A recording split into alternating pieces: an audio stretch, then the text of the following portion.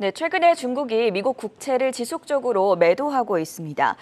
중국의 미국 국채 보유 규모를 보면 한때는 1조 3천억 달러를 상회하기도 했었는데 이제는 1조 달러 밑으로 줄인 것으로 파악이 되고 있는데요. 우리나라도 안심할 수 없는 상황입니다. 원달러 환율이 계속해서 고공행진하면서 1,370원을 넘어섰고요. 중국이 원달러 환율을 끌어올려서 한국 경제의 아킬레스건을 건드린다라는 시각도 있습니다. 오늘은 이 문제에 대한 자세한 진단 들어보도록 하겠습니다. 한국경제신문의 한상춘 논설위원 나오셨습니다. 어서 오세요. 네, 안녕하십니까. 네, 말씀드린 대로 최근 들어서 미중 간 마찰이 새로운 국면으로 전개되고 있는데요. 중국이 미국의 국채를 대거 매각하고 있다. 어떤 내용입니까? 네, 오늘도 그 태풍 피해가 상당히 많은 것 같습니다. 예. 예상보다. 그래서 경제 방송하기가 상당히 좀 부담스러운데요.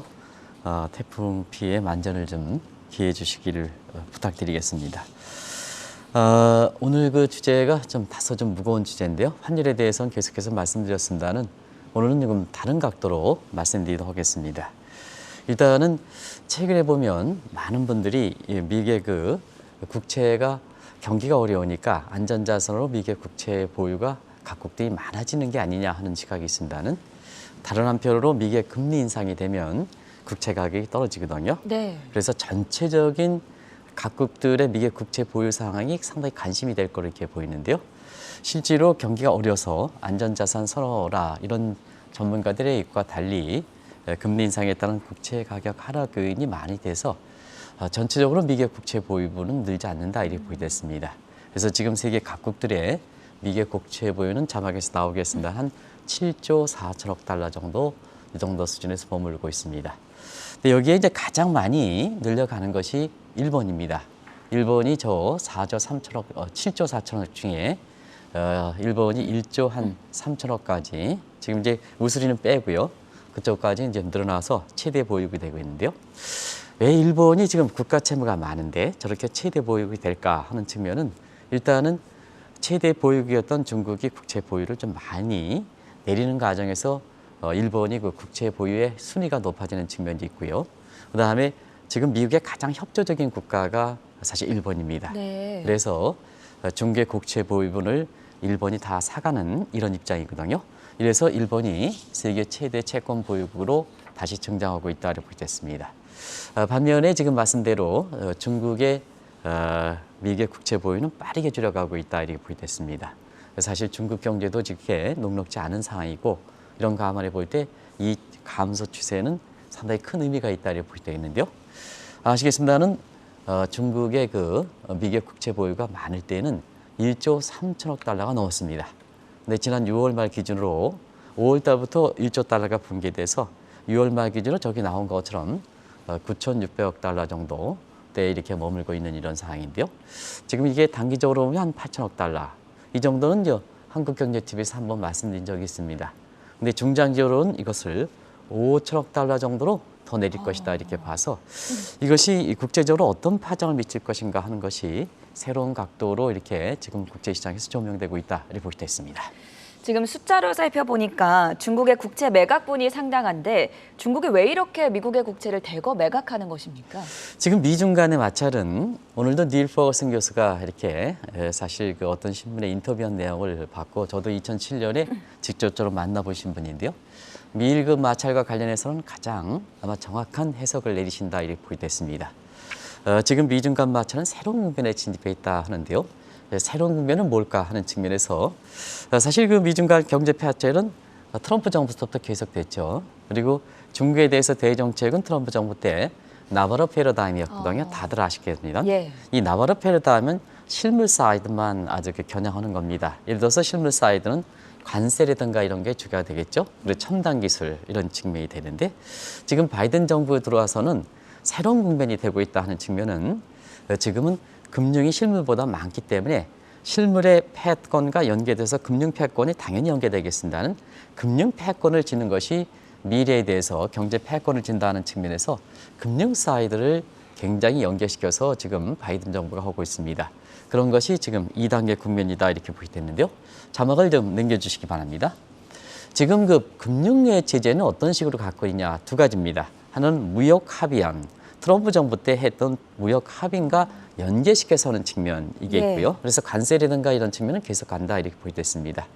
그리고 실물 사이드에서 바이든 정부의 다른 시각은 취입 관련된 이 가치 공급망의 결합 관계에서 그렇다. 이걸 이제 전문적인 용어로 테크노 지오 그래피컬이라는 새로운 용어가 나오고 있습니다. 이걸 기정학적 위험이다. 아주 최근에 나온 용어인데요. 네. 테크놀로지 플러스 지오그래피컬 이렇게 해가지고 이걸 합쳐서 새로운 용어, 제가 만드는 얘기는 아니고 새로운 용어입니다.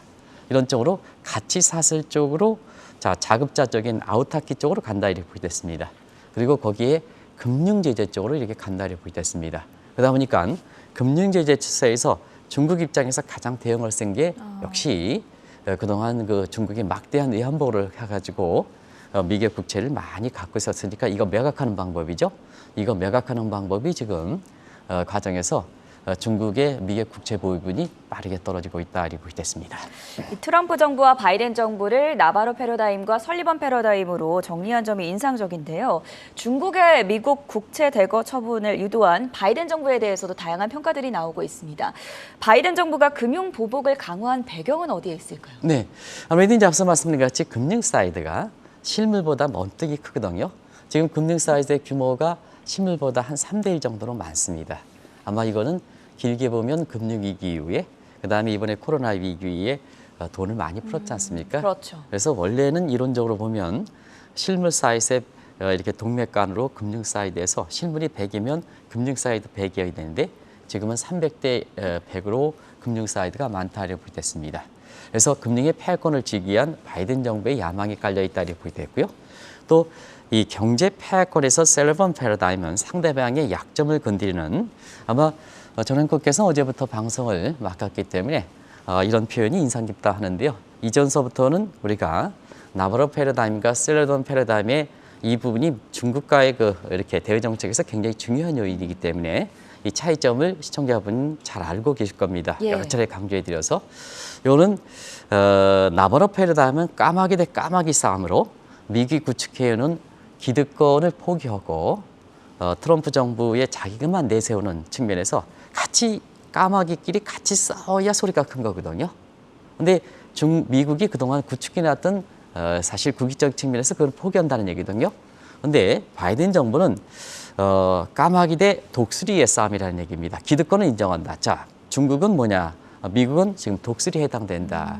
그러면 중국이 낮은 위치에서 핵심적인 부분을 건드린다는 얘기입니다. 그런 각도에서 금융의 제재는 왜 그럴까? 시청자분도 아시겠지만 중국이 지금 당면한 최대 현안이 크레딧 크런치 신용 경색입니다. 아시겠습니다만 중국의 신용 경색 문제는 지금 계속되는 사항이거든요. 지방 정부의 기업서부터 지금 부도가 사태가 돼서 기업 부도 이렇게 연결되고 있고요. 이것이 결과적으로 보면 시진핑의 결정적인 약점으로 등장하는 사항이거든요. 지금 지방 정부 내지는 지방의 기업해서 이것이 뭐냐 중앙 정부로 옮겨지니까 인민들의 이렇게 불만 사항은 상당히 많은 거거든요. 자, 이런 상태에서 중국의 금융위기 문제, 실현 여부와 관계없이 계속해서 나왔던 사태고요. 인민들의 불만이 굉장히 이렇게 확대되다 보니까 제3의 천안문 사태 같은 이런 얘기가 계속해서 제기된 상황이거든요. 근데 시기적으로 보면 다음 달에 시진핑이 공산당 대회를 통해서 시황제 계열에 올라가는 개인적 야망이 있거든요. 그러다 보니까 자, 바이든 정부 입장에서는 금융 제재를 하면 중국의 신용 경색이 더 풀기가 어려울 거고 신용 경색이 풀어오면 중국 경제가 더 어려울 거고 그리고 시진핑의 시황제라든가 이런 쪽의 야망을 가져가기 어려운 측면이기 때문에 이 금융 제재에 집중하는 측면이 있다 이렇게 보겠습니다. 일부에서는 중국이 미국 국채를 빠르게 매각하는 것을 두고 마땅한 대응이 없는 바이든 정부를 옥죄기 위해서다. 이런 비판들도 나오던데요. 네, 이 대목이 이제 굉장히 중요한 대목입니다. 네. 사실은 지금 미국이 그렇게 뒤늦게 인플레를 잡기 위해서 금리를 올려나가고 있습니다는 이 자체가 정상적인 절차가 아니라는 것은 시청자분도 잘 아실 겁니다. 왜냐하면 작년부터 인플레 진단에 실패했던 사항이거든요. 그래서 지금 미국 경제가 금리를 올라가는 것이 또 달러가 강세되는 것이 미국 경제가 펀더멘탈이 좋아서 그런 건 아니다 하는 것을 꼭 좀 말씀드리겠습니다. 어제도 이렇게 폴크만 교수가 지금 달러 강세가 많이 나오고 있습니다는 사실 종전과는 다르다. 왜 그렇게 다를까 하는 측면에서는 미국 경제가 좋지 않은 상황에서 달러 강세된다. 그러면 환율이라는 다른 가격과 달리 다른 거와의 교환 비례지 않습니까? 그렇죠. 미국 경제가 어렵다 하더라도 다른 국가가 더 어려우면 미국의 경제 얼굴에 해당되는 달러는 더 강세가 되는 상황이거든요. 그런 측면에서 폴 크루만 교수는 지금 달러가 강세되는 것은 미국 경제가 좋아서 그런 게 아니라 유럽이 더 어렵다. 우크라이나 사태로 인해서 사실 유럽 경제가 지금 아주 어렵다 보니까 그 국면에 있어 보면 유로화가 약세가 되고 달러 인덱스에서 유로화 비중이 58% 정도 차지하니까 결과적으로 유로화 약세, 등가 수준 깨져 반사적 측면에서 달러가 강세되고 있다. 이 자체가 부담이 되고 있던 이런 상황입니다.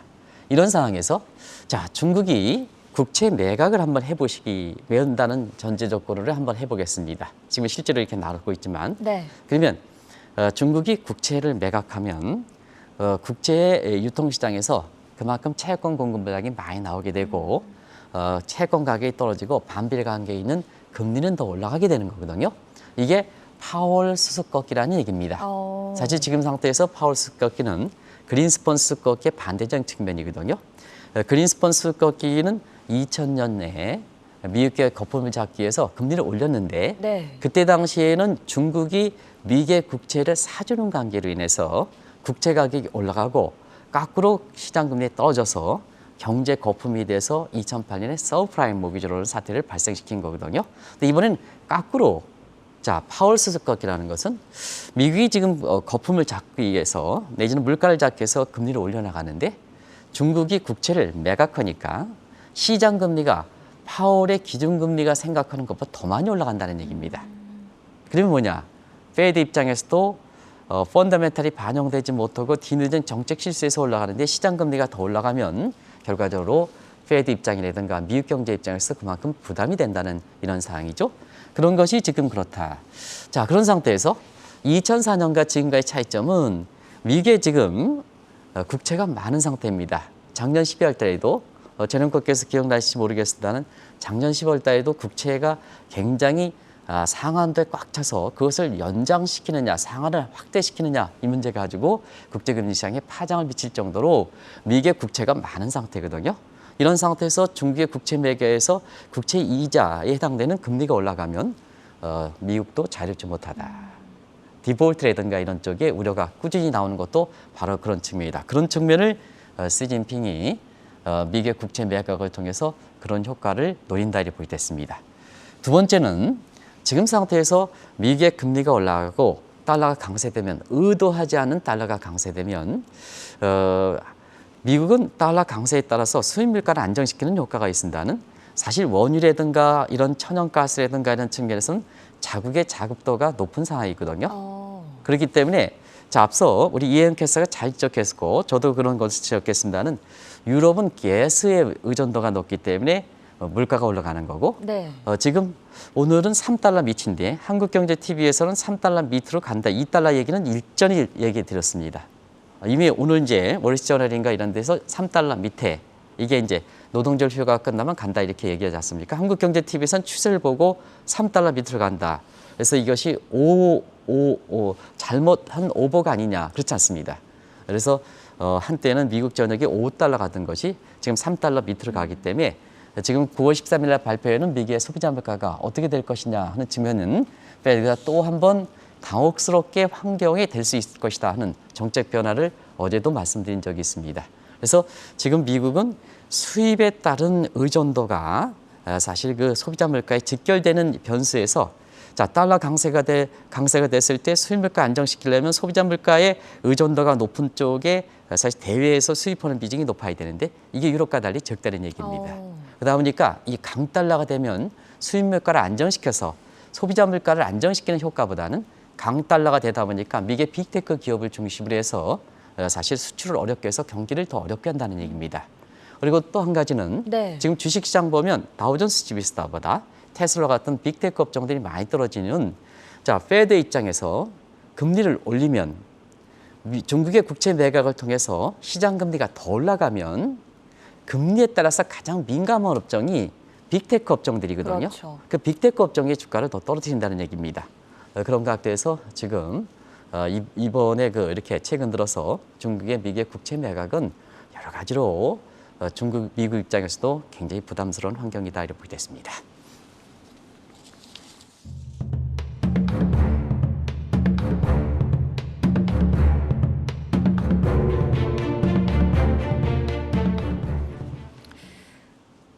네, 중국이 미국의 국채를 대거 매각하는 이유에 대해서 살펴보고 있는데요. 만약에 바이든 정부가 이런 중국의 국채 매각에 대항해서 중국의 국채를 상환하지 않을 경우에는 오히려 중국 경제가 좀 어려움에 빠질 수 있다. 이런 평가에 대해서는 어떻게 보십니까? 사실 이 대목은 가능성 제로입니다. 왜냐하면 중국의 국채 매각은 시장에서 파는 거지 네. 바이든 정부가 통제할 수 있는 상황은 아닙니다. 그럼에도 불구하고 이런 얘기가 나오는 것은 자, 시청자분께서 바이든 정부가 중국의 아킬레스를 건드린다. 근데 그 아킬레스는 신용 경색 문제다. 그러면 만약에 이런 시각이 있을 수가 있죠. 신용 경색을 얘기해서 미국의 국채를 팔아가지고 사실 중국의 신용 경색을 메운다. 이런 측면의 해석이 있을 수가 있거든요. 그러면 바이든 정부가 미국의 국채에 이렇게 매각하는 것을 상환하지 않을 때는 중국이 디폴트가 되지 않느냐. 네. 그러면 우리 경제에 굉장히 타격을 미치지 않느냐 하는 측면에서의 얘기가 나왔기 때문에 시청자분랑 같이 한번 가능성인 재료로 하더라도 만약에 이와 같은 사태가 발생했을 때에는 자, 중국이 과연 디폴트 사항이 발생할 것이냐 하는 것을 최악의 상황을 보겠습니다. 그런 각도에서 중국은 지금 미국의 국채 보유분이 9,600억 달러로 이렇게 내려간 상태입니다. 중국의 외환 보유고는 지금 3조 달러가 넘습니다. 예. 그래서 미국의 그 국채 매각을 통해서 이 자금들이 유동성을 충족시키는 게 아니라 어제 위안화 원율이 약세를 시켰거든요. 그래서 왜 그럴까 하는 측면은 달러 강세를 미국의 국채 매각과 함께 달러 강세를 유도하는 측면을 자 위안화 관리계획에서 위안화 약세를 통해서 달러 강세를 더 밀어붙이는 그래서 미국의 옥죄기 하는 측면도 있거든요. 그런 측면이 그렇습니다. 예. 원래는 사실 미국의 국채 매각하면 달러 유동성이 중국 입장에서는 높아지지 않습니까? 그러면 중국이 만약에 자유변동할 자라면 중국의 외환시장에서 달러 공급이 늘어나니까 국채 매각분이 그만큼 달러가 약세가 되고 달러가 위안화가 강세가 되게 되거든요. 근데 어제 중국은 위안화가 약세로 이렇게 했거든요. 그런 측면에서 사실 중국이 이런 쪽에 과감한 행동을 하는 것은 그만큼 일부에서 바이든 정부가 금융 제재, 경제 패권에서 있을 수 있는 상황이 다 나올 수가 있기 때문에 상환을 하지 않을 때는 중국의 신용 경색이 디폴트로 몰아가지 않겠느냐 하는 측면인데 그런 측면에서 가능성은 적다는 것을 말씀드리고 어제 중국이 국채 매각에 따라서 위안화를 강세시켜야 되는데 약세를 했던 것은 결과로는 한국에도 부담이 될 수 있는 미국도 의도치 않는 달러 강세를 인해서 미국 경제를 더 어렵게 하는 이런 의도가 깔려 있다 하는 걸 말씀드리겠습니다. 한국 언급을 해주셨는데 문제는 바로 우리입니다. 어제 원달러 환율이 장중에 1,370원을 넘어섰고 75원까지 간 걸로 제가 봤는데 이런 상황을 어떻게 봐야 될까요? 네, 사실 이 대목은 이렇게 우리 시청자분이랑 같이 올해 들어서 이 표를 계속해서 보여드렸습니다. 정 PD께서 이 표를 계속 이렇게 보여드렸습니다. 이건 뭐 반복해서 얘기를 보여드립니다. 이게 의미가 있기 때문에 그렇습니다. 어떤 시청자분은 이 표에 대해서 계속해서 반복해서 이렇게 얘기 나오냐 이렇게 얘기했지만 이게 의미가 있기 때문에 그렇습니다. 그래서 1단계, 2단계는 다 아시는 게 있는데요. 올해 그 윤석열 정부가 태어나서부터 요 2단계 요 마지막 부분에 상당 부분을 열어놓고 있습니다. 여기 이제 2020년 9월 5일 날 1,370원대 이렇게 이제 진입해서 그 뭐 지금 환율은 5원, 4원 이렇게 한 자리 뜨는 의미가 없습니다. 그래서 1,370원대를 열어놓고 있는데요. 3단계 쪽으로 해서 환율이 다시 내려간다 이런 쪽으로는 열어놓지 않고 있습니다. 왜냐하면 변수들이 많기 때문에 그렇습니다. 계속해서 이 표를 보여주고 있는데요. 자, 최근에 한번 보겠습니다. 우리가 보면 우리 내부의 이렇게 대책에서 보면 국제적으로 이렇게 굉장히 심각한 사항을 이렇게 전개되고 있는데 우리 입장을 한번 보겠습니다. 네. 가장 짧게는 잭슨홀 미팅 이후에 한국의 비슷한 국가의 경쟁국이라든가 그리고 우리 신흥국 인도네시아라든가 이런 국가보다 우리 원화 약세폭이 굉장히 크고 있습니다. 그게 뭐냐? 자, 이때 한국경제TV를 통해서는 대외적으로 미국의 금리 인상, 달러 강세 요인은 그건 뭐 공통적으로 다 안다. 근데 왜 원화가 약세가 인도네시아라든가 말레이시아라든가 브라질이라든가 이런 국가보다 약세폭이 큰가 하는 측면에서는 내부적 요인이 많이 결부되어 있다. 그것이 이제 상세하게 설명하지 않겠습니다는 무역 적자라든가 불법 자금이라든가 그다음에 금융사라든가 일부 숨겨져 있는 유력 인사들의 해외직 투자하는 또 여기에 국민연금이라든가 이런 데 해외 투자 이런 쪽이 가미돼서 우리 내부 쪽의 요인이 크다. 근데 그때 당시에는 지금 우리의 외환 당국에서는 우리 내부 요인이 내부 요인보다는 외부 요인이 크다 하는 쪽으로 말씀드렸습니다. 근데 지금 시간이 가면 갈수록 잭슨 홀 미팅 이후에 자, 우리의 원화 약세 폭이 다른 국가 또 우리보다 열의에 있는 국가보다 원화 약세 폭이 크다는 얘기입니다. 네. 1370원대까지 빠르게 올라가지 않습니까? 그만큼 달러에 대해서 원화가 약세가 된다는 이런 측면이거든요. 그런 측면이기 때문에 지금 우리가 원달러 환율이 사실 다양한 측면에서 우린 중간자 입장이거든요. 다양한 측면에서 되기 때문에 이것을 지금 원달러 환율이 올라가는 원화가 약세되는 것을 단순히 미국의 금리 인상에 따라서 출구 전략 여기에 이렇게 보기에는 좀 상당 부분 지금의 원달러 환율이 올라가는 측면을 이렇게 다 해석하지 못한다는 걸 꼭 좀 말씀드리겠습니다. 지금은 이제 어느 정도 이렇게 확인됐습니다는 맨 처음에 한국 경제를 통해서 내부 요인도 크다 하는데 지금 추장관이라든가 이런 사람에 대해서 내부 요인이 적다 하는 측면인데 지금 시간이 가면 갈수록 원화 약세폭이 큰 것은 우리 내부 요인이 굉장히 크게 작용하고 있다 하는 것을 말씀드리겠습니다. 중국이 미국의 국채를 매각하는 것이 결국에 원달러 환율을 끌어올리는데 이게 어찌 보면 미국의 가장 좀 힘을 많이 쏟는 한국을 겨냥하는 것이다. 이런 시각도 나오던데요. 네, 시청자 여러분 이미 파악하셨을 겁니다. 중국의 국채 매각을 통해서 미국의 기준금리 이상으로 시장금리가 올라가면 달러 강세되겠죠? 네. 그러면 이제 거기에 따라서 우리가 원달러 환율이 올라가는 측면이 있겠죠? 두 번째는 매각 대부분을 위안화 절상이 되지 않게 아니라 위안화를 과감하게 약세를 시키니까 원과 위안화 간의 동조화 괴세가 높죠. 예. 그러다 보니까 원달러 환율을 더 끌어올리는 이중으로 작용하고 있다 이렇게 보겠습니다. 그러면 이 대목에서 왜 중국이 미국뿐만 아니라 한국도 이렇게 원달러 환율을 끌어올릴까 하는 측면은 지금부터 한번 검토해 보도록 하겠습니다. 일단 새 정부 들어서 한국 기업들이 대미 진출에 가장 적극적입니다. 그러면 이전 정부에서는 사실은 안미 경쟁이라 해서 중국에 대해서 문재인 정부 입장에서는 상당히 우호적이었거든요. 네. 이거 사실 잘못된 거지만 뭐든지 대외정책 변화라는 것은 너무 빨리 연착륙시키지 않고 너무 빨리 다가될 때는 이런 문제가 발생한다는 얘기입니다. 그런 측면에서 한번 보겠습니다. 자, 원달러 환율이 이렇게 많이 올라가면 많은 사람은 수출 수혜주 하는데요. 지금 한국이 마샬 러너 컨디션 조건을 마샬 러너 컨디션 시청자분이 잘 아시겠습니다는 우리는 환율 경쟁력에 의존하는 국가, 가격 경쟁에 의존하는 국가는 아닙니다. 우리나라의 삼성전자 이런 제품들 보십시오. 대부분 다 이건 첨단 기술 제품들입니다. 품질과 기술과 디자인이 나가서 우리가 원화가 약세돼서 수출이 증대하려면 마샬 러너 컨디션 조건을 충족시켜야 되는데 충족하지 못하는 상태거든요. 그러면 모든 정책이 양면성을 잇는 겁니다. 그런 측면에서 자, 수출 증대 효과는 없는데 원달러 환율이 올라가서 원화 약세되면 일단은 자, 지금 대기업들이 해외 투자, 미국 진출을 많이 한다 해서 투자를 계획분이 되고 있는데요. 환율이 올라가면 대부분 다 거기에 환차선이 발생한다는 얘기입니다. 아마 이 요인이 굉장히 클 겁니다. 두 번째는 자, 우리는 수입에 만연을 의존하는 국가입니다. 국민의 입장에서 수입에 많이 의존하는 국가입니다. 그런 측면에서 보면 자, 이렇게 원달러 환율이 올라가면 수입 물가가 굉장히 급등하겠죠. 그렇죠. 그럼 한국은행에서 금리를 인상하는 것보다는 이게 원달러 환율이 올라가서 수입을 이렇게 물가를 상승시켜서 소비자 물가를 올려시키는 효과가 더 큽니다. 근데 시청자분께서는 기준금리를 우리가 올라가면 원달러 환율이 강세되지 않느냐? 그렇지는 않습니다. 우리는 기준금리를 올린다 해서 원달러 환율을 그렇게 사실 내리는 소위 환율을 내리는 원화 절상을 해서 수입 물가를 안정시키는 이런 측면이 그렇게 높지는 않습니다. 그런 측면이기 때문에 환율을 안정시키는 효과가 그렇게 높지는 않습니다. 네. 그래서 원달러 환율 상승에 따라서 결국 수입 물가에 따라서 물가를 이렇게 상승시키는 두 가지 측면이 있거든요. 그런 과정에서 아마 지금의 외환 환율이 올라가는 측면은 한번 우리 내부 요인을 잘 검토하고 정책적인 측면에서 어떤 유효한 대책을 아주 적절한 대책을 내놓을 필요가 있다. 종전의 대책대로 간념대로 생각하면 안 된다는 걸 꼭 좀 말씀드리겠습니다. 결을 같이 하는 것 같습니다. 최근 들어서 원달러 환율이 급등하는데 정책 당국은 여기에 대한 반응으로 이게 대외 변수라든지 외부적인 요인 탓을 많이 하잖아요. 네. 괜찮은 겁니까? 네.